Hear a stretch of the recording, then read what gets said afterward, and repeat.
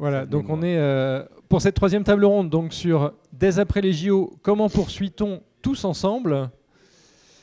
On avait un petit problème technique à régler avec Olivier Jamet qui ne peut pas être parmi nous, mais qui est en direct en visio, et on le remercie, donc le président de la communauté portuaire de Paris.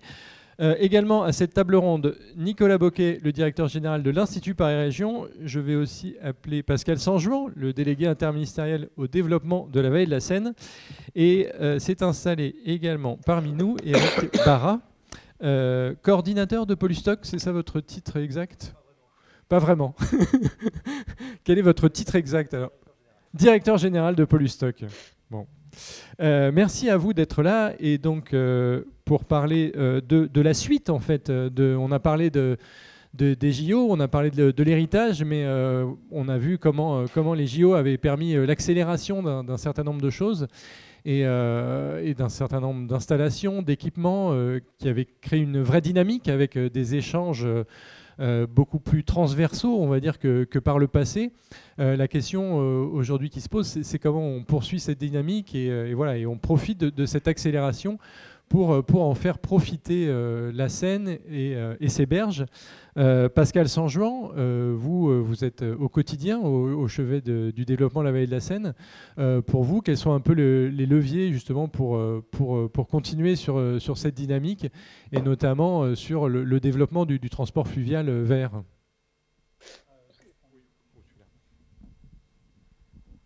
C'est bon, vous m'entendez? Très bien. Bon, donc, merci de me... D'abord, j'ai beaucoup de plaisir à me retrouver ici. Je crois que c'est la deuxième fois que je suis invité par votre association. J'ai raté l'année dernière et j'étais là il y a 2 ans. Et je suis ravi de pouvoir m'exprimer. Donc effectivement, on a beaucoup parlé de l'héritage des JO. Donc les JO, ça a été un formidable catalyseur. C'est assez pratique pour décoincer un certain nombre de dossiers. Parce que quand on se heurte à des contraintes, c'est vrai qu'il suffit de brandir la carte JO et quelquefois ça facilite les choses. Mais au-delà de la boutade, de dire qu'effectivement, il y a un certain nombre de choses qui s'installent, qui ont été accélérées et qui vont perdurer. Donc moi, je voudrais, je vais pas évidemment faire un exposé ex cathedra et balayer tous les sujets, mais rebondir sur les intervenants précédents. D'abord, parler de l'eau propre, effectivement, on a parlé de l'eau propre. L'eau propre, c'est pour la baignade, effectivement, c'est ludique. Je crois que Jacques Chirac, déjà en 1976, prévoyait de s'y baigner. Donc c'est un vieux projet. On parle baigneur, mais on voit l'intérêt des politiques publiques qui ont permis effectivement d'améliorer la qualité de l'eau.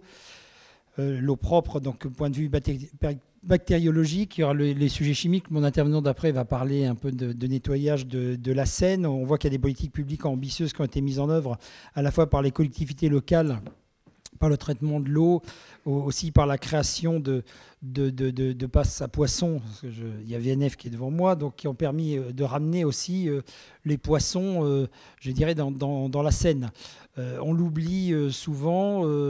Pour ceux qui m'entendent, ils vont dire que je répète toujours la même chose, mais c'est vrai qu'il y a 50 ans, la Seine, c'était quasiment un fleuve mort. Hein. C'était vraiment, il y avait quasiment plus rien. C'était un lieu de rejet des déchets humains, industriels, etc. Et il y a eu des politiques publiques qui ont porté leurs fruits, hein, on ne le dit pas assez souvent, mais il y a des politiques publiques efficaces, effectivement, qui permettent d'avoir des effets, un impact fort, comme celle-ci sur le traitement de l'eau, effectivement, avec une accélération à l'occasion des JO pour la baignade, mais qui ont déjà été engagés et qui ont permis notamment de restaurer la richesse écologique de notre fleuve. Voilà, ça c'est un exemple. Sur le transport fluvial, ça a été dit, effectivement, les JO...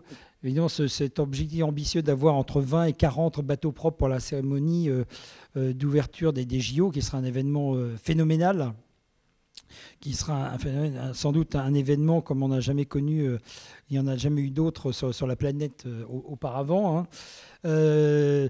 Effectivement, ce sera d'abord un formidable, et ça a été dit par d'autres intervenants il y a quelques jours à l'occasion de la fameuse croisière Influencène qui a été dit, c'était une occasion de mettre un zoom sur le transport fluvial. D'abord de voir tout ce qu'on est capable de faire, et c'est là qu'on voit tous les défis à relever. Et je reprends ce qui a été dit tout à l'heure, je crois que c'était le maire de Port-Marly qui a dit, évidemment avec l'approbation, l'acquiescement de Mme Peigné-Couder. Le fleuve, le transport fluvial, c'est le transport du futur. Oui, c'est vrai, c'est le transport du futur. On voit qu'une formidable infrastructure qui est la Seine, qui est souvent vide. Je veux dire, si on voyait les routes et les autoroutes aussi vite, on s'interrogerait sur la pertinence de leur création. Et le fleuve, on a une formidable infrastructure, elle est quasiment vide. Évidemment, c'est un transport du futur. Mais le fleuve ne va pas partout. Et donc, à un moment donné, ça nécessite aussi de repenser nos modes d'organisation. On a parlé tout à l'heure de logistique urbaine. On a des aides-feux qui se mettent en place. Vous avez cité les exemples d'IKEA, de Franprix. Voilà. Est-ce que les modèles qui sont mis en place sont reproductibles? L'utilisation de l'espace telle qu'elle est faite aujourd'hui est-elle duplicable? Ou est-ce que voilà, c'est ça qu'on reproduit? Ou est-ce qu'il faut penser à autre chose? Donc ça, c'est des éléments auxquels il faut réfléchir. Et ça interroge, vous avez parlé, l'un des intervenants a parlé du rôle des collectivités aussi, en lançant un appel, je crois que c'était sous l'angle de la propreté des déchets, mais pas seulement, c'est aussi repenser l'organisation et les déplacements, même l'organisation de la production, du logement, etc., pour voir comment le fleuve peut être utilisé pour penser l'ensemble de ces éléments. Effectivement, il y a des sujets qui ont déjà été traités, qui ont bien avancé sur Paris. Hein, c'est le multi-usage du fleuve. Il y avait des oppositions qui étaient fortes entre, d'un côté, ceux qui voyaient le fleuve exclusivement comme un lieu de promenade, ceux qui en voyaient un outil de production. C'est certainement entre les deux qu'il faut aller. On voit qu'aujourd'hui, ces réflexions se font jour. Et donc ça fait partie des éléments aussi qui vont faire partie de l'héritage, repenser les fonctionnalités, le fonctionnement du fleuve. Avec le développement du fluvial, certes, mais effectivement, il faut penser le fleuve ne va partout et il faudra savoir ce qu'on fait au bord de l'eau. Au bord de l'eau, c'est agréable d'y loger.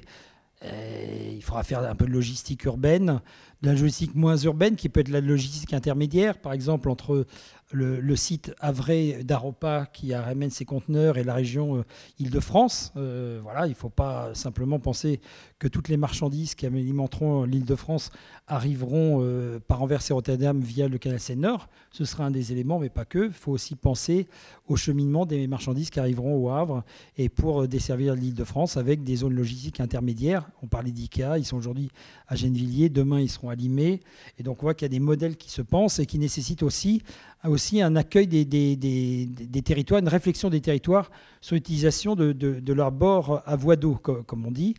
Et pour dire qu'il y a des réflexions qui ont été conduites, qui vont sans doute encore s'approfondir, avec des lieux dans le cadre de l'actuel contrat de plan État-région. Il y a eu ce qu'on appelait des zones stratégiques, justement des zooms qui ont été faits sur certaines zones sur la Seine, pour réfléchir à la cohabitation entre les zones d'activité, les zones industrielles, les zones logistiques, les zones récréatives de promenade, les zones d'expansion des eaux, etc. Et c'est probablement ces sujets-là qu'il va falloir traiter et je pense que ça fera partie de l'héritage. Donc voilà, je ne veux pas être trop long parce que vous avez un horaire à tenir, mais je voulais réagir sur ce qui a été dit et dans tous les sujets. Et après, je vois que M. Jamet, lui, enfin je ne le vois pas parce qu'il est en visio, mais il nous écoute et il en parlera. Parmi les éléments aussi, et je m'en arrêterai là, rassurez-vous, il y a aussi penser le développement du fluvial au-delà de l'espace sous la forme de filières. Donc, même si on a des bateaux autonomes, peut-être il y aura encore des pilotes pour conduire les bateaux. C'est peut-être les deux qu'il faudra concilier. Aujourd'hui, la batellerie, bon, c'est quelque chose qui suscite peu d'engouement chez nos jeunes. Et pourtant, quand on est batelier, un jeune ou une jeune qui a le bac, voilà, qui est chassé comme le loup blanc à la fois par les grandes entreprises de transport fluvial, ils sont capables d'offrir des salaires de démarrage niveau bac qui sont quand même assez géniaux. Et pourtant, on n'arrive pas à trouver ça. Il faudra penser aussi filière. Donc, on a parlé de batterie tout à l'heure. Pour faire du rétrofit, voir comment on a des bateaux plus propres. Alors les coques, c'est vrai que les coques sont moins chères en Chine, mais je discutais justement il y a 3 jours avec quelqu'un qui avait une entreprise qui louait des coques, qui disait oui, mais les coques en Chine, elles sont quand même pas de très très bonne qualité. Donc effectivement, après il y a la Roumanie, il y a l'Espagne, mais peut-être faut pas s'interdire, et il y a des réflexions en cours. Pourquoi pas un jour d'avoir des coques pas forcément les mêmes qu'aujourd'hui, mais d'autres, faites au plus près de chez nous. Voilà, donc la formation, une filière, les moteurs, on a quand même des gens très forts qui réfléchissent, qui sont spécialistes de ce genre de sujet, et de pas oublier qu'on a des territoires importants où on peut faire beaucoup de production d'énergie, la vallée de la Seine. Donc voilà un petit peu tous les sujets, forcément pêle-mêle, forcément très court, mais je pourrais occuper plus de temps si vous me le laissiez, ce qui n'est pas le cas. On vous laissera encore un petit peu de temps tout à l'heure, mais c'est vrai que là, vous avez brossé un tableau très, très général de tous les sujets. Nicolas Bocquet, pour vous, les Jeux Olympiques, ça a permis un coup de projecteur, hein, justement, sur la Seine, qui était peut-être pas un fleuve, peut-être pas trop regardé, pas trop exploité. Et ce qui vous semble intéressant à ce sujet, notamment dans cette idée de la table ronde, d'évoquer l'avenir, c'est le schéma directeur de la région Île-de-France, qui a une stratégie, justement, pour le fleuve. Oui, alors ça fait très longtemps que l'Institut travaille sur la Seine, autour de ce fleuve qui est un trait d'union, qui nous amène évidemment à des territoires qui sont liés par une communauté de destin, qui peuvent être liés aussi bien au phénomène d'inondation qu'on étudie beaucoup qu'à sa question du corridor vers l'océan, mais avec le sentiment qu'il manquait, je dirais, une vision, un déclic, pour vraiment en faire un projet structurant pour la région et ses habitants.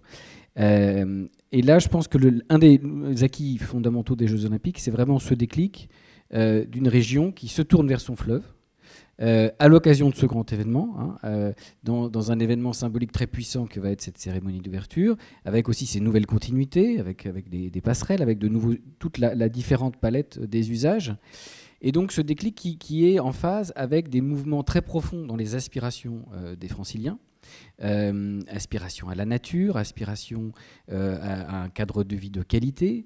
On est dans le post-Covid, on est dans ce moment où on cherche des lieux où on peut se retrouver, des lieux où on peut se reconnecter avec la nature et des lieux où on peut trouver une identité, je dirais un sens et une identité à cette région qui est une région particulière, hein, qui est l'Île-de-France. Et ça, on le sent vraiment très fortement.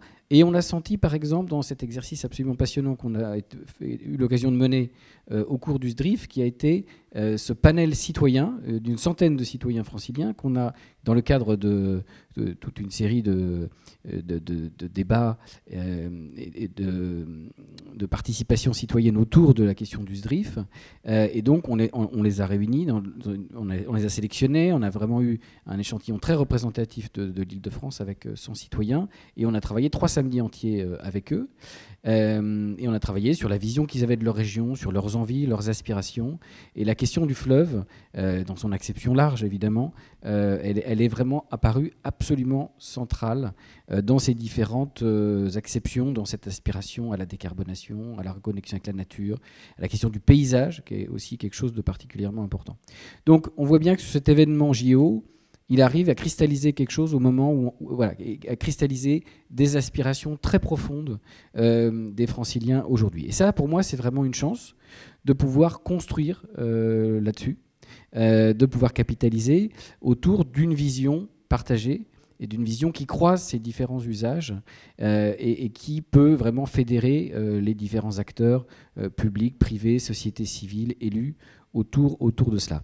Oui, on a travaillé sur le SDRIF, sur la Seine dans le SDRIF.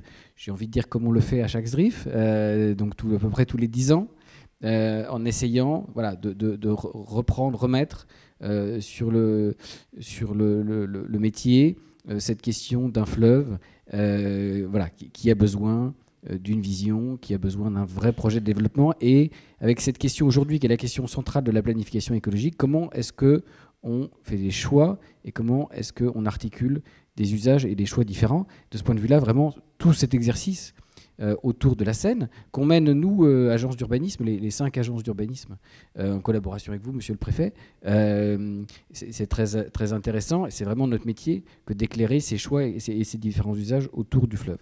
Il y a vraiment, je pense, une attente de ça. Et je parlais de l'expérience qu'on a eue en Île-de-France. Je la croiserai avec une autre expérience qu'on a faite récemment, puisqu'on a été sollicité par Ho Chi Minh Ville pour faire un atelier là-bas. C'était il y a 3 semaines. On a 5 experts qui ont passé une semaine autour de la place du fleuve Saïgon dans le grand projet stratégique de la ville. Donc la ville fait son plan de développement et le leadership, on a reçu ici d'ailleurs à Paris et on a eu l'occasion de promener sur la Seine jusqu'à Gennevilliers la délégation vietnamienne pour vraiment montrer et raconter la Seine et son rôle dans la région.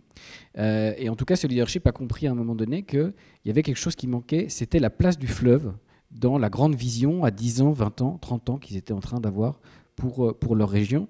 Et ils nous ont sollicité pour ça, parce que, d'abord parce que voilà, Paris et l'Île-de-France a construit un vrai récit et quelque chose autour de la Seine, et puis parce que nous, Institut, on a cette capacité à croiser ces différentes expertises dont on a besoin, parce que voilà, un fleuve, c'est au carrefour de plein de choses, et on ne peut pas juste faire du en même temps. À un moment donné, il faut articuler, il faut choisir, et il faut construire une vision intégrée.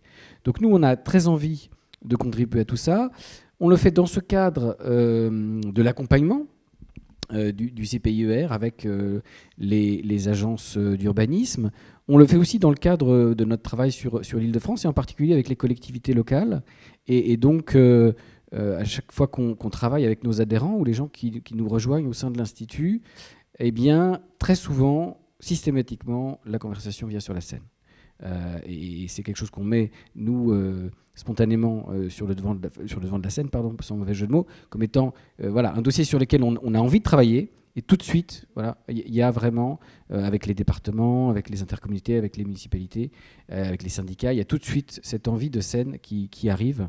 Et donc, il nous fait dire qu'il y a vraiment aujourd'hui quelque chose de fédérateur, de puissant pour l'Île-de-France sur un plan...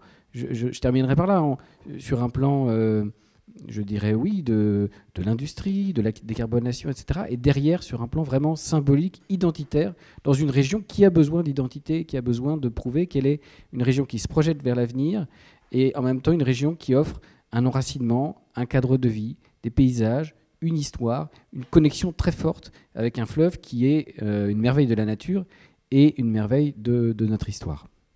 Merci. Je vais me tourner vers l'écran maintenant pour voir si Olivier Jamet est bien toujours avec nous. Est-ce que vous m'entendez ? Oui, très bien. Alors, merci d'être avec nous à distance. J'espère que vous avez pu entendre correctement les échanges qui ont eu lieu jusqu'ici. Ce que je voulais voir avec vous, par rapport à cet engouement donc, qui a été créé par les JO, pour vous, ça pourrait être l'occasion aussi de créer un réseau d'élus autour de ce sujet de la Seine ? Oui, d'abord, je tenais à m'excuser de ne pas être parmi vous, mais j'ai une maladie qu'on connaît bien depuis 2020, là, et qui m'oblige à garder mes distances. Et puis, j'espère que j'arriverai à parler à peu près normalement. Donc, je vous demande de m'excuser. Oui, je pense qu'en fait, moi, je vois 3 points dans l'héritage. Le premier point, c'est ça se situe au niveau des territoires. Je suis frappé à chaque fois qu'on aborde la question du fleuve avec les élus, à quel point pour eux c'est compliqué. C'est compliqué parce que les administrations sont inhabituelles, parce que les règles sont inhabituelles, les acteurs du fleuve sont aussi inhabituels, et donc en fait ça fait beaucoup de choses qui sont difficiles à comprendre et qui font que l'accès au fleuve est complexe. Et il semble assez évident que de ce point de vue-là, avoir un élu pour chaque commune qui borde le fleuve, qui soit dédié à la Seine ou qui ait au moins cette délégation-là dans ses fonctions, ça paraîtrait vraiment utile. C'est ce que font déjà certaines collectivités. Mais si on pouvait constituer et généraliser le propos et avoir un réseau d'élus, et ce réseau d'élus, vous pourriez l'entretenir, c'est un peu le propre de la Seine en partage, mais aussi avoir dans les administrations locales, au niveau des établissements territoriaux, quand ce n'est pas au niveau des communes, une personne qui soit vraiment en compétence sur le fleuve, ça faciliterait les choses, et pour les collectivités, et d'ailleurs pour les administrations, qui sinon ont besoin en fait de réapprendre le fleuve à chaque interlocuteur. Et ça paraît absolument essentiel. C'est un peu technique, c'est politique aussi, mais c'est essentiel. Si on n'a pas ça, en fait, on passe beaucoup de temps et on perd beaucoup de temps. Et vous, les élus, vous perdez beaucoup de temps dans l'approche du fleuve. Donc moi, c'est ce qui me frappe dans un premier temps. Le deuxième aspect, c'est que il est commun de dire que le fleuve à infrastructure constante peut mettre 3 à 4 fois plus de bateaux, 5 fois ou 6 fois plus de bateaux sur l'eau. Ça, c'est vrai, et tout le monde adhère à ce propos. Mais ce qu'on oublie de dire, c'est pour aller où? Et en fait, le problème, c'est dans vos territoires, vous le voyez bien, en fait, pour aborder une commune, il faut qu'il y ait des infrastructures. Et ces infrastructures, si c'est des quais, il faut compter 4 ans et demi à 5 ans pour déployer un quai. C'est très impactant. Ça peut créer un tumulte local au niveau de l'impact sur l'environnement, au niveau de l'acceptabilité des travaux. Et puis, pour le maître d'ouvrage public, ça nécessite de le placer dans un ordre de priorité. Donc, en fait, peut-être que ces 5 ans, ces 4 ans vont devenir 10 à l'arrivée. Et ça coûte très cher. Donc, nous, en fait, au niveau là, des communautés portuaires, on a bien identifié ce problème. Et on pense qu'il faut apporter une solution qui soit complémentaire à celle des quais et à celle peut-être de la maîtrise d'ouvrage public. Donc, on a créé une structure avec un fonds d'impact. Est-ce que vous m'entendez? Est-ce que j'ai des bruits? Oui, très bien. D'accord. Donc, j'entends Monsieur Baudu, là, c'est pour ça. En fait, donc, ce que je disais, c'est qu'on a créé justement une structure pour être en capacité d'investir en tant que communauté portuaire sur le fleuve. Et je crois que Stéphanie Pédécouder était là, elle présente, j'entendais le préfet Sanjean, mais j'ai vu sur la liste des intervenants qu'il y avait Stéphanie, je ne sais pas si elle est dans la salle. Tout à fait, elle est toujours avec nous. D'accord, mais donc en fait, elle connaît bien mon propos sur le sujet. Et donc, pour nous, c'est important d'avoir une solution alternative. Cette solution alternative, elle existe toujours sur le Rhin, elle existe sur le Danube, elle existe sur d'autres fleuves français. Elle n'existe plus sur la Seine ou quasiment plus. C'est des petits pontons, en fait. Mais pas simplement des pontons fonctionnels, parce que la façade du fleuve, c'est la façade de la ville. Et donc, c'est l'image de la ville. Et donc, on ne peut pas se contenter, en fait, d'avoir des outils fonctionnels. Il faut aussi que ça soit vecteur d'image. Donc, de ce point de vue-là, on milite pour avoir à la fois des pontons qui soient systématisables, mais aussi personnalisables et qui déploient non seulement une prestation d'embarquement et de débarquement de bateaux, de stationnement de bateaux, mais aussi des valeurs ajoutées complémentaires pour trouver un modèle économique. Donc, vous avez sans doute parlé aujourd'hui de la baignade. Vous n'avez peut-être pas parlé des saunas qu'on voit se développer dans les pays du Nord, là où ils ont organisé la baignade, parce que ça va avec la baignade. Paradoxalement, en fait, une fois qu'on a pris froid dans l'eau, on veut se réchauffer. Donc, il y a beaucoup de saunas qui se déploient quand on autorise la baignade. Et puis, il y a les petits bateaux, les bateaux de plaisance, l'hébergement sur l'eau. Enfin, il y a tout un tas de vocations qu'on doit déployer et donc qui pourraient se déployer en grappe autour d'une fonction initiale qui est celle du petit ponton. Et qu'on appelle, nous, plutôt îlot, d'ailleurs, pour lui donner un caractère un peu plus marketing que simplement fonctionnel. Bon, donc en fait, il y a besoin d'infrastructures. Ça, c'est essentiel parce qu'il y a beaucoup de territoires qui nous appellent en disant j'aimerais faire quelque chose, développer une ligne sur l'eau, que ce soit logistique ou passager. Mais en fait, le premier sujet auquel on est confronté, c'est comment on aborde le territoire. Quel est le lien entre le territoire et l'eau? Et le troisième aspect, c'est l'offre. Et en fait, quand on regarde l'évolution des transports, quand on regarde l'image des transports, on est frappé, quand on compare par colonne le fleuve il y a un siècle et le fleuve aujourd'hui, par rapport aux autres modes de transport, l'évolution. En fait, l'évolution du fleuve, elle est à peine perceptible. Alors, ça a un côté positif. Le côté positif, c'est que les bateaux sont des actifs très résilients. Ils durent très longtemps. Mais enfin, ce n'est pas très séduisant pour l'utilisateur, que ce soit les marques qui veulent utiliser pour le fleuve pour la logistique ou que ce soit les passagers pour se transporter ou pour le loisir.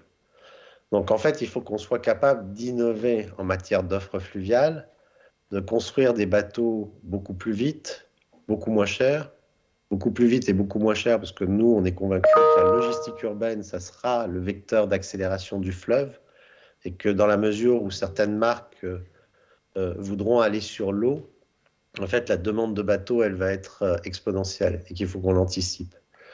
Donc, il faut aussi que ce soit des bateaux zéro émission. Vous le savez peut-être, mais au niveau de la communauté portuaire, on a conduit cette action-là au niveau du territoire portuaire de Paris, puisqu'en fait, on est la seule métropole en Europe à conduire une action volontaire et collective sur le sujet de la transition énergétique des bateaux, et surtout par le biais de la remotorisation. Donc là, en fait, le propos, c'est plutôt les bateaux neufs. Comment on les imagine? Comment on les construit? Moi, alors j'ai mis mon t-shirt, mais vous ne le voyez pas, et puis je ne veux pas faire de la publicité, mais j'ai un bateau, je ne sais pas si la commune de l'île Saint-Denis ou la commune d'Épinay est dans la salle, mais on a un bateau qu'on construit qui sera sans doute un des plus modernes fluviales et qu'on fait en impression 3D. L'impression 3D, en fait, vous avez besoin de quelques mètres carrés en ville et vous pouvez construire des modules de bateaux, même des bateaux complets, comme c'est le cas en l'occurrence pour le bateau qu'on construit qui fait le record du monde d'impression 3D. Donc en fait, on va devant des innovations. Et il faut qu'on accélère sur les innovations. Voilà. Et cette approche des bateaux, il faut aussi qu'on ait une vision comme dans les autres modes de transport, qui soit plus mobility as a service, si on parle, si on emploie un anglicisme, c'est-à-dire boat as a service, en l'occurrence, c'est-à-dire non plus considérer que le bateau soit un actif et qu'on le garde pour soi, et peu importe qu'on ne l'utilise pas 90% du temps. Non, un bateau, il faut qu'on l'utilise le plus possible. Parce que c'est ça aussi la vision maintenant nouvelle, avec l'impact, avec les notions d'impact. En fait, il faut absolument qu'un actif il soit utilisé le plus possible, qu'il soit le plus polyvalent possible, et aussi que si on a un bateau, on puisse le louer à d'autres et en faire profiter d'autres. Voilà. Si vous avez une commune, vous voulez avoir 2 heures de bateau, en fait, il ne faut pas que vous disiez tiens, il faut que je construise un bateau. Il faut que vous puissiez appeler quelqu'un qui soit capable de vous coter un service de bateau pour 2 heures tous les jours, 2 heures par mois, 2 heures, voilà. Et donc en fait, cette notion-là, en fait, d'assouplissement de l'offre et d'innovation en termes d'offres, elle est devant nous. Donc c'est un sujet d'héritage, puisqu'en fait le propos là de votre table ronde, c'est celle de l'héritage des jeux, et c'est celle-là qu'on va pousser. Et puis plus largement, en fait, c'est de recréer le lien entre le fleuve et la ville. Moi, je suis plutôt à Paris, localisé à Paris, mais je suis toujours frappé quand on dit que le fleuve est une avenue. C'est vrai que le fleuve est une avenue, mais vu d'en haut. En fait, le fleuve est une enclave dans la ville. Et pour beaucoup de vos territoires, c'est le cas également avec les quais et avec l'accessibilité entre la ville et le fleuve. Donc, ce qu'il faut, c'est qu'on renoue ce lien et d'une manière beaucoup plus fluide. Et on espère que les jeux vont être un accélérateur en la matière. Merci. Voilà, j'espère que ma voix a tenu et que vous m'avez compris. Oui, on vous a très bien entendu. Merci, Monsieur Jamet. On va revenir à... Moi, je ne vous entends plus. Ah, vous ne m'entendez plus. Bon. Ah, ça y est, je vous entends. Ah, tout va bien. Monsieur Barra, je vais vous donner la parole maintenant pour Polystock. On va rester sur la Seine, sur Paris, avec l'appel à manifestation d'intérêt qui a été lancé par la préfecture pour gérer les macro-déchets sur la Seine pendant les Jeux. Donc avec Polystock, vous avez été lauréat de cette AMI avec d'autres partenaires d'ailleurs que vous pourrez peut-être nous détailler. Est-ce que vous pouvez nous dire un peu ce qui va être mis en place dans ce cadre ? Bonsoir à tous.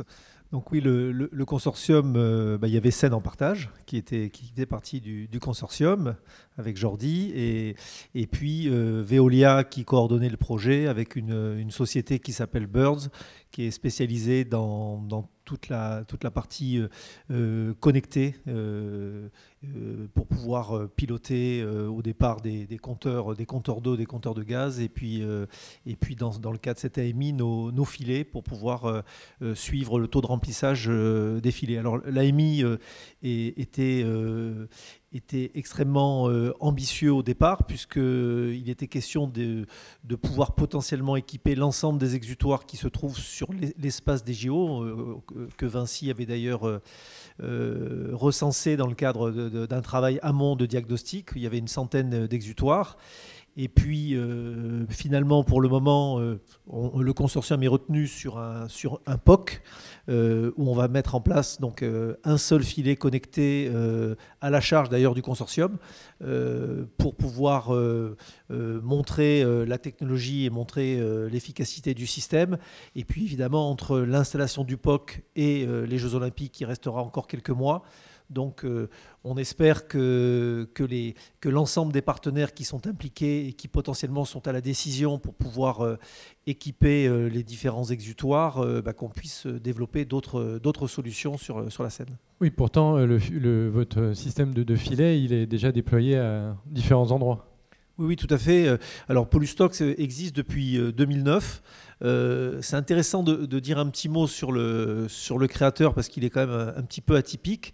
C'est quelqu'un en fait qui travaillait, qui était maçon, donc qui est un autodidacte et qui gagnait extrêmement bien sa vie en étant très pollueur parce qu'il jetait les restes de son béton là où il trouvait de l'espace. Enfin, il n'avait aucune culture environnementale. Et puis un jour, il a pris une énorme gifle sur les déchets plastiques dans les mers et les océans. Et il a fait partie des rares personnes qui a décidé d'agir. Et donc, il a arrêté son métier où il gagnait très bien sa vie, puisqu'on l'envoyait de temps en temps aux États-Unis faire des salles de bain. Donc, c'est qu'il vivait plutôt bien. Et il a arrêté et il s'est dit, moi, je veux vraiment contribuer à faire en sorte qu'on puisse... Donc nettoyer les mers et les océans, et donc il a monté sa boîte en 2009. Il a créé un barrage flottant 100% étanche qui lui permet vraiment de confiner des pollutions plus ou moins fortes, que ce soit des travaux maritimes ou des pollutions jusqu'à un cargo qui perdrait son transport de pétrole. Et voilà, donc il a commencé par les barrages et il a géré pendant 5 ans, par exemple, toute l'extension de Monaco, qui s'est faite sur la mer et où il a fallu gérer toutes les pollutions dans l'eau. Et on a des photos qui sont assez impressionnantes où on voit vraiment les deux couleurs entre l'endroit où on a mis les barrages et puis la mer qui reste limpide. Et puis, par un client qui lui avait mis une problématique qui était assez complexe, qui s'appelle Escota, il a inventé ce filet en 2010. Il a mis 2 ans à le mettre en place et à faire en sorte que ça tienne. Et à partir de 2012, il s'est dit, c'est génial, j'ai trouvé une solution. Je pense que mon téléphone va sonner et on va commencer à installer des filets. Et puis finalement, les premiers retours du client naturel qui sont les collectivités, beaucoup de collectivités disaient mais non, il n'y a pas de déchets dans nos réseaux d'eau pluviale. Les systèmes sont assez bien gérés. Il y a les réseaux, je ne vais pas rentrer dans le détail, des réseaux unitaires, des réseaux... d'eau usée qui vont sur les stations d'épuration. Non, tout est traité, circulé, il n'y a rien à voir. Et puis, progressivement, l'entreprise a fait son chemin. Aujourd'hui, on a installé un peu plus de 500 filets. On travaille avec une centaine de collectivités et on a capté un peu plus de 650 tonnes de déchets. Donc l'histoire commence à bien tourner. J'ai mis quelques diapos qui sortent un peu du sujet, mais qui malgré tout, parce qu'on parle beaucoup du fleuve et on parle beaucoup de la Seine, et c'est vrai que tout ce qui a été dit sur le fait que l'eau est beaucoup plus propre aujourd'hui qu'il y a des dizaines d'années, c'est tout à fait vrai. Et la France n'est pas du tout le mauvais élève de la classe. Si on raisonne à l'échelle de la planète, la pollution plastique dont la France, et on pourrait même dire de l'Europe, c'est 2%. Hein, le vrai sujet, il est en Asie, où il y a 70% des déchets plastiques qui polluent la planète. Donc la France est plutôt exemplaire sur ça. Et tout ce qui est mis en place, que ce soit sur la Seine ou ailleurs, on est plutôt avant-gardiste par rapport à des pays qui n'ont pas du tout de culture. Et pour eux, d'abord, il n'y a pas de réseau d'assainissement. Et généralement, on fait un tas, on met le feu et ça brûle. Hein. C'est comme ça que ça se passe dans plein de pays. Mais quand même, ce qui est important de se rendre compte, si vous n'avez pas les chiffres, c'est que déjà 50% de l'oxygène que l'on respire, c'est l'océan. La captation du CO2, c'est 30%. Et il y a quasiment un être humain sur 2 qui se nourrit grâce à l'océan.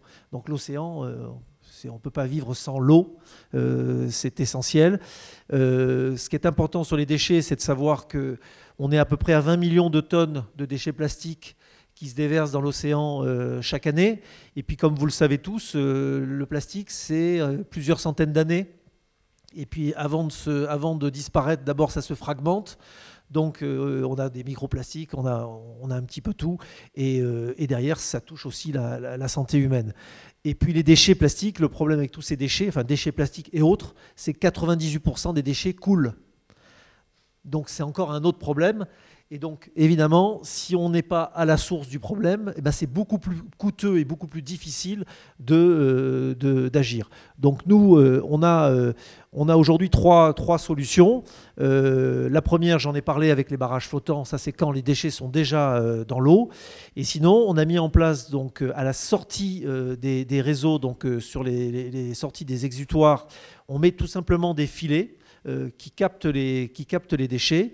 Et là, on est plutôt sur des macro-déchets, parce que évidemment, ce qui est très important pour la collectivité, là au sens général, c'est de ne pas mettre en charge le réseau. Donc si vous mettez un bouchon à la sortie, évidemment, vous allez capter, mais vous allez créer une inondation en amont. Donc on a pas mal de brevets autour de ça pour faire en sorte de garantir la non mise en charge des réseaux, et on va même jusqu'à mettre des cadres débrayables lorsqu'on est dans je vous donne un exemple, on a un des derniers filets qu'on a posé, on l'a posé dans un vallon à Cannes, là où il y a eu les grandes inondations de 2015, et donc c'est un cadre qui est immense, qui fait 2 mètres par 1 mètre 50, avec un filet qui peut capter jusqu'à 4-5 tonnes de déchets. Et bien évidemment, quand la pression hydraulique dépasse 400-500 kg, le cadre tombe. On part du principe que là, c'est pas grave, on laisse partir les déchets, parce que la priorité avant tout, c'est la sécurité, et il ne faut absolument pas mettre de bouchons. Là, vous avez à l'écran une photo, c'est le résultat de la collecte de 8 filets qui sont sur la Seine, qui sont à Rouen. Et donc la métropole de Rouen a souhaité faire le tri de l'ensemble de la captation des 8 filets sur une année, et on a capté 150 000 lingettes. Voilà un exemple de ce qu'on peut imaginer. Alors quand vous pensez qu'il y a à peu près 500 000 exutoires en France, ça vous donne un petit peu un effet de ce que l'on ne voit pas, c'est-à-dire tous ces déchets totalement invisibles qui sont dans nos vallons, dans nos rivières et in fine dans les mers et les océans. Voilà, ça c'est intéressant parce que aujourd'hui la solution filet, on peut se poser la question, mais qu'est-ce qu'on peut faire, qu'est-ce qu'il y a comme solution? Il faut savoir que la Fondation de la Mer a fait une étude auprès de l'ensemble des associations environnementales qui luttent pour faire en sorte qu'il y ait 0 déchet dans les rivières et dans les mers. Et c'est la solution filet qui est sortie en 1, qui a été plébiscitée comme la solution la plus efficace. Et le gouvernement, dans le cadre de son plan d'action zéro déchet plastique en mer, ça fait partie de la 18e action comme action efficace pour pouvoir lutter contre tous ces déchets. Donc voilà un petit peu un tableau de la situation. Et si je reviens au sujet de l'héritage, oui. En fait, ces filets, évidemment, il faut les gérer. Donc si y a la même volonté, comme le disait Monsieur le Préfet, c'est-à-dire que si on continue à avoir l'envie de résoudre les problèmes, parce que là il y a l'échéance des JO, mais après les JO, ça sera tout simplement l'échéance de garder un fleuve propre dans lequel on pourra encore mieux travailler, parce qu'en fait finalement vous parliez de l'interface fleuve, ville ou port, ville, et c'est ça qu'il faut travailler pour faire en sorte que le fleuve ne soit pas une contrainte, mais soit une opportunité à la fois pour les activités économiques, mais aussi pour les activités de loisirs et nautiques, et que tout ce petit monde et cet écosystème vivent bien et que le fleuve soit profitable à la ville. Et donc, évidemment, nos filets, on peut les vider.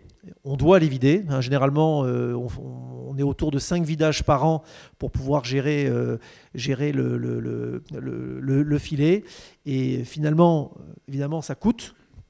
Mais je me suis amusé à regarder ce que coûtaient en fait les déchets en France. Le coût du traitement et de la collecte des déchets des ordures ménagères et industrielles en France, c'est 18 milliards. Et chaque année, dit la Cour des comptes, c'est un rapport 2022, il y a une augmentation structurelle de 4,5% par an. Donc ça fait quand même 810 millions par an. Bon, bah avec un budget, vous prenez 10% de l'augmentation et vous arrivez à gérer sur 10 ans, vous arrivez à gérer les sites les plus polluants en France pour pouvoir, à la fois en installation et en exploitation, pour pouvoir gérer cette pollution invisible, mais qui existe et qui est extrêmement nocive pour la nature. Donc il y a des solutions techniques et puis financièrement, finalement, c'est possible. Quand au regard des 18 milliards qu'on met dans la gestion et la collecte des déchets, on se dit qu'il y a du potentiel. Ok, merci. Nicolas Bocquet, pour continuer à parler de l'avenir de la Seine, l'Institut vient de publier, ou va même publier très prochainement, une note rapide sur la Seine à vélo, qui est un projet assez fédérateur justement au long de la Seine. Et cette note rapide s'intéresse notamment à la Seine amont, qui a été un peu le volet oublié du projet La Seine à vélo. Pour vous, c'est un bon exemple de projet justement un peu fédérateur et qui permet d'accélérer le développement de la Seine ? Absolument. C'est un très bon exemple aussi de rencontre entre la société civile, en l'occurrence une association, la Seine à vélo, qui a pris l'initiative de la rencontre avec nous, notre expertise, et puis les collectivités qui jalonnent cet itinéraire. Alors du coup, on a travaillé sur cette note rapide qui est à disposition, qui paraîtra jeudi. Je remercie Louise Aran, qui est ici, qui a été le fer de lance de ce travail à l'Institut, qui elle-même travaille sur la coordination des agences autour de la Seine. Et oui, je pense que c'est un projet fédérateur qui cristallise quelque chose de ce dont je parlais autour de la Seine, tourner la région vers son fleuve à travers ce parcours cyclable qui me paraît assez emblématique de la manière dont le fleuve finalement empile autour de lui les différentes strates temporelles. Cette idée, ce projet d'un vrai itinéraire cyclable autour de la Seine, ça peut être le lieu où se rencontrent les mobilités du quotidien. C'est aussi une infrastructure pour des vélos taffeurs de chaque jour. La mobilité du week-end, et je parlais des franciliens, de leurs besoins de reconnexion avec la nature, de leur besoin de sentir près de chez eux un cadre de vie de qualité. Et puis cette mobilité touristique. Moi j'ai découvert en allant jusqu'à Dieppe avec mes enfants et j'ai beaucoup aimé. On connaît le succès de la Loire à vélo. On sait à quel point ce type d'infrastructure, je ne sais plus qui parlait de la manière dont ces développements pouvaient se traduire en développement touristique, en activité culturelle. On voit bien que ces itinéraires cyclables, c'est vraiment des leviers extrêmement importants d'activité, d'attractivité économique et touristique. Donc il y a une idée assez simple finalement, dont on ne méconnaît pas la complexité technique et financière. C'est-à-dire que quand on se penche, et on a commencé à le faire, il y a une très belle carte dans la note rapide, c'est un itinéraire qui va nécessiter, je dirais, un travail concret sur les infrastructures, des investissements qui peuvent, au niveau d'une collectivité, notamment d'une mairie, être parfois difficiles à faire. Mais quand on voit vraiment la vision globale, on voit qu'il y a vraiment un levier, un potentiel, et un trait d'union possible autour du fleuve, grâce au fleuve, et on recense ce qu'un tel itinéraire pourrait donner comme accès au patrimoine culturel, au patrimoine naturel. Donc on trouve que c'est un très beau projet et on est ravis d'y travailler avec la société civile et puis avec les élus, puisque c'est évidemment les élus qui sont moteurs et ce qu'on recommande. Enfin, l'idée, c'est comment est-ce qu'on met sur pied un comité d'itinéraire, comme il y a sur la Seine aval. Il y a encore du travail sur la Seine aval, hein. Il y a encore des choses à faire, mais en tout cas sur la Seine amont, vraiment beaucoup reste à faire et voilà, comment est-ce qu'on peut arriver à un comité d'itinéraire qui puisse donner l'impulsion en lien avec les citoyens et avec nous. En tout cas, on est ravis de pouvoir contribuer à tout ça. Si je ne me trompe pas, la Seine à vélo, c'est un projet qui a été soutenu dans le cadre du premier CPIER. Je ne dis pas de bêtises? Non. Non, pas de bêtises. Du coup, je voulais revenir à vous, Pascal Chanchon, peut-être pour le mot de la fin de cette table ronde. Il a été beaucoup question autour de ce sujet de la Seine et des JO, de la dynamique qui a été mise en place et de nombreux acteurs qui se sont parlé, qui ont été mis ensemble et qui se sont parlé. C'est un peu dans le rôle de la délégation interministérielle à la vallée de la Seine de fédérer et de faire parler les acteurs sur la vallée. Du coup, comment vous voyez un peu est-ce que la délégation est un peu un bon vecteur pour continuer à porter cette dynamique? Alors, la délégation et ses partenaires, la délégation travaille beaucoup avec les deux régions, donc voilà, des acteurs régionaux. Donc on travaille. Il y a eu ce contrat de plan 2015-2020. Vous avez rappelé, c'est dans ce cadre qu'il y a eu des réflexions sur l'itinéraire à vélo. Pour sortir du vélo, voire ça a été aussi l'occasion de faire émerger un certain nombre de projets. D'ailleurs, ce que vous dites là, exactement, il y a eu des amis, soit dans le cas du CPR, soit d'autres appels à manifestation d'intérêt des collectivités, d'autres collectivités. Mais on voit qu'il y a un bouillonnement d'idées. Il y a plein de bonnes idées. Je crois que notre rôle, c'est de les faire atterrir. Et puisqu'on parle d'héritage, de faire en sorte que toutes ces bonnes idées, ces projets, sélectionner ceux qui sont viables. Il y a eu des idées intéressantes, peut-être seront dures à industrialiser, comme on dit, à généraliser. Il y en a d'autres qu'il faudra peut-être accompagner. Et par rapport à ce partenariat, ce qu'on a vu dans la vallée de la Seine, c'est qu'effectivement, ça fait créer une espèce de communauté. Donc, évidemment, les collectivités, il y a l'État, il y a les régions. On voit qu'il y a des acteurs communaux. Je citerai l'Entente. Il y a l'association des départements de l'Axe Seine aussi qui est très active sur le sujet, notamment sur l'itinéraire à vélo.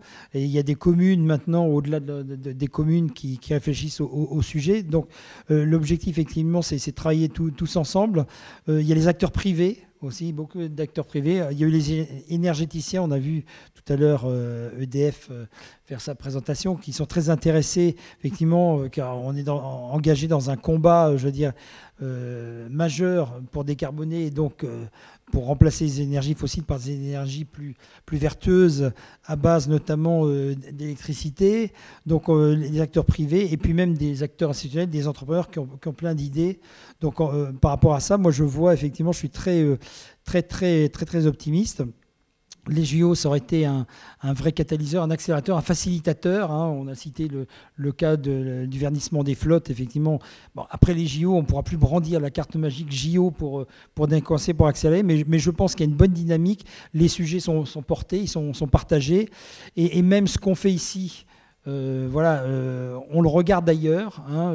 Je voudrais citer par exemple du côté de l'axe Rhône, entre Marseille et Lyon, l'État réfléchit pour voir comment peut-être on pourrait imaginer une démarche peut-être analogue à celle interrégionale qui s'est construite autour de l'axe, sur l'axe Seine avec Aropa, hein, qui est un peu une espèce de vertèbre. Vous citiez, la démarche avec le Vietnam, moi dont j'avais entendu parler au titre de mes anciennes fonctions lorsque je m'étais déplacé au Vietnam. J'avais discuté avec l'ambassadeur et on voyait que les Vietnamiens, c'est des sujets vraiment majeurs parce que là-bas, ils ont des sujets d'estuaire et de changement climatique majeur, puisque là-bas, les deltas, c'est aussi des sources de production de nourriture. Donc, ils ont des enjeux majeurs d'alimentation de leur population. Et donc, voilà. Et donc, pour dire que les réflexions qui sont engagées ici, elles vont se poursuivre. entre l'État et les régions et avec les autres acteurs. Il faudra faire émerger d'autres projets, il faudra essayer d'industrialiser les bonnes idées. Le nettoyage de la Seine, ça c'est majeur, mais il y en a d'autres qu'on n'a pas cités. Par exemple, créer des matériaux de construction sur les JO. Il y a un projet ProBois qui a été financé dans le cadre de CPR qui a consisté à utiliser le hêtre comme matériau de construction. Le hêtre, on ne sait pas, mais il y a une résistance à la compression supérieure à celle du béton. Donc c'est quand même pas rien. Moi je ne le savais pas avant d'occuper ces fonctions. Et on l'a transporté par voie fluviale sur la Seine jusqu'à Paris et ça a été utilisé par des grandes entreprises du BTP comme Bouygues, hein, qui sont donc c'est dire si la solution est majeure et intéressante économiquement dans la perspective des JO. Donc il y aura plein de sujets comme ça qui font qu'il faudra changer nos habitudes et tous ensemble penser collectivement la Seine, non pas comme un être étranger qu'on regarde, qui coupe, qui scinde, qui est extérieur. Aujourd'hui, le penser comme un élément de développement et penser que c'est une colonne vertébrale qui doit irriguer l'ensemble d'un territoire. Au-delà de l'axe Seine, on parle souvent de l'axe Seine, mais il y a la veille de la Seine et c'est pour ça que je reviens, ce sera mon mot de conclusion, qui nous obligera à penser collectivement. C'est des réflexions qui sont engagées par les régions, le SDRIFE, le SRADET, mais à un moment donné, le mettre ensemble parce que les territoires, les régions, elles sont collées l'une à l'autre et on ne peut pas imaginer des réflexions qui s'arrêteraient aux frontières des régions et pouvoir comment on peut aller plus loin et faire que la Seine elle soit bien interfacée au reste pour que, égoïstement, elle ne profite pas simplement qu'à ses riverains, parce qu'il y a un sujet dont on n'a pas parlé aussi, effectivement, un risque d'attractivité tellement forte du fleuve qu'à un moment donné, il pourrait y avoir aussi des coupures entre l'axe Seine et les autres territoires plus éloignés. Donc voir comment on connecte, on profite de ce merveilleux outil ou monument, je ne sais pas comment on l'appelle, suivant l'endroit d'où l'on parle, voilà, et les autorités pour faire un instrument de prospérité et probablement, je veux dire, un outil majeur dans notre diminution des émissions de gaz à effet de serre et dans nos transitions, qu'il s'agit de décarboner les mobilités, on en a parlé, j'y reviens pas, mais aussi pour réindustrialiser, parce qu'on le sait que pour réindustrialiser, la présence du fleuve, c'est ce qu'on appelle en matière économique un avantage compétitif majeur. Donc à un moment donné, ça va intéresser les industriels, mais aussi pour la logistique, mais aussi pour le logement, mais aussi pour les balades. Et donc ce qui est devant nous, et c'est bien qu'il y ait des réunions comme aujourd'hui où on se parle, on échange sur la base des exemples, bien de partager qu'on est, et c'est aussi, et ce sera mon mot de conclusion, ça fait partie des réflexions qu'on a à la délégation avec les deux régions, avec un schéma stratégique de développement de la vallée de la Seine pour, en tenant compte des orientations des uns et des autres, avoir une vision de notre territoire, en sachant que si on se revoit à la même réunion de votre association, Monsieur le Président Chéron, dans 10-20 ans, il y aura des sujets qui existeront, mais le territoire aura complètement changé. Et donc c'est important qu'on en parle tous, et c'est pour ça que je voulais vous remercier de m'avoir associé à vos travaux, en tout cas dont je me suis nourri. J'ai fait des rencontres intéressantes qui pourront se poursuivre en dehors pour parler d'autres projets. Merci à vous pour votre participation. Merci à Olivier Jamet qui était avec nous à distance.